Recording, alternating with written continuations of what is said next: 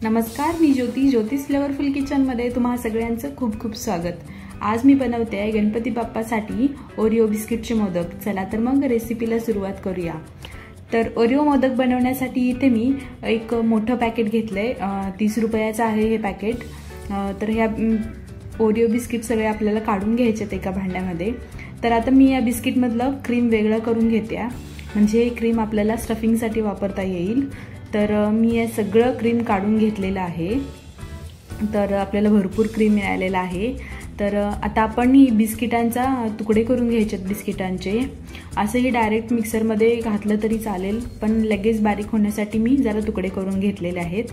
आता आपल्याला याची एक पावडर बनवून घ्यायची आहे। त्यासाठी ही सगळे बिस्किटचे तुकडे मी मिक्सरच्या भांड्यामध्ये काढलेले आहेत आणि आपल्याला याची पावडर बनवून घ्यायची आहे। छान बारीक पावडर तयार झालेली आहे। आता ही पावडर आपल्याला एका मोठ्या भांड्यामध्ये काढून घ्यायची। त्याच्यामध्ये मी हे चॉकलेट सिरप घालते। हे एकदम ऑप्शनल आहे, नाही घातलं तरी चालेल, पण एकदम चॉकलेटी फ्लेवर येण्यासाठी मी इथे सिरप वापरते। तर हे चॉकलेट सिरप आपल्याला या बिस्किटांसोबत छान मिक्स करून घ्यायचं आहे। चॉकलेट सिरप मिक्स झाल्यानंतर याच्यामध्ये थोडं थोडं दूध घालून आपल्याला याचा एक छान घट्ट गोळा बनवून घ्यायचा आहे। तर मी इथे 3 चमचे दूध वापरलंय आणि 3 चमच्यामध्ये आपल्याला छान घट्ट गोळा तयार झालेला आहे। आता आपण जी बिस्किटमधली क्रीम काढून घेतली होती त्याच्यामध्ये 1 चमचा मिल्क पावडर घातली आहे। मिल्क पावडर आपल्याला बिस्किटांसोबत छान मिक्स करून घ्यायचे आणि जरा कोरडं वाटलं तर एक अर्धा चमचा दूध घालायचं आणि दूध घालून आपल्याला हे छान मिक्स करून घ्यायचं आहे, म्हणजे आपलं ह्यातलं स्टफिंग तयार होईल। तर आता स्टफिंग तयार झालेलं आहे। आता आपण मोदक करायला घेऊया। त्यासाठी इथे मी मोल्ड घेतलेला आहे, मोदक मोल्ड। याच्यामध्ये आपल्याला दोन्ही साईडला थोडंसं हे बिस्किटाचं सारण भरायचं। बिस्किटचं आपण जे डो बनवला आहे तो लावून घ्यायचा आहे। दोन्ही साईडला मी हे बिस्किटचं सारण आता दाबून लावून घेते।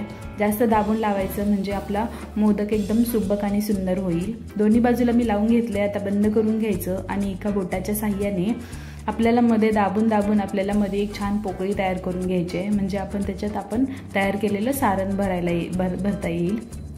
आता पोकळी छान तयार झालेली आहे। याच्यामध्ये मी थोडंसं मध्ये सारण घालते आपलं हे। तर थोडंसं घालायचं, म्हणजे जेवढं बसते तेवढं घालायचं आणि वरून आपल्याला शेवटी आणखी थोडंसं चॉकलेटचं हे बिस्किटांचा डो घ्यायचा आणि लावून पॅक करायचं आहे आणि दाबून छान पॅक करून घ्यायचं। आता आपण हे ओपन करून बघूया। तर बघा, तुम्ही बघू शकता किती छान सुंदर मोदक झालेला आहे, एकदम सुबक मोदक झालाय।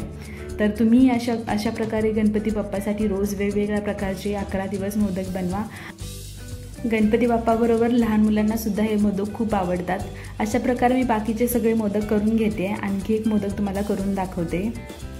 खूप सोपा आहे मोदक करायला आणि मोल्डमध्ये तर एकदम इझी पडतं मोदक करण्यासाठी। तर तुम्ही बघू शकता, अगोदर मी दाखवल्याप्रमाणे याच्यामध्ये दोन्ही साईडला थोडंसं आपलं ओरिओ बिस्किटचं हे सारण लावून घेतलेलं आहे आणि बोट घालून एक मध्ये छान पोकळी तयार करून घेतली आहे। मग मध्ये आपण तयार केलेलं आपलं व्हाईट क्रीमचं चॉकलेट घालायचं आणि वरून पॅक करायचा। तयार झाला आपला ओरिओ मोदक। तर अशा प्रकारे मी सगळे मोदक करून घेतलेले आहेत। एका बिस्किटच्या पॅकेटमध्ये माझे 12 मोदक तयार झालेले आहेत। तर हे मोदक फ्रीजशिवाय 15 ते 20 दिवस आरामात टिकतात आणि फ्रीजमध्ये ठेवलं तर आणि जास्त दिवस टिकतील। तर एवढे दिवस टिकणारच नाहीत, लहान मुले लगेच संपवतात। खूप छान लागतात हे मोदक। तर एक मोदक मी तुम्हाला कट करून दाखवते। आता खूप छान झालेत मोदक, एकदम सॉफ्ट झालेत।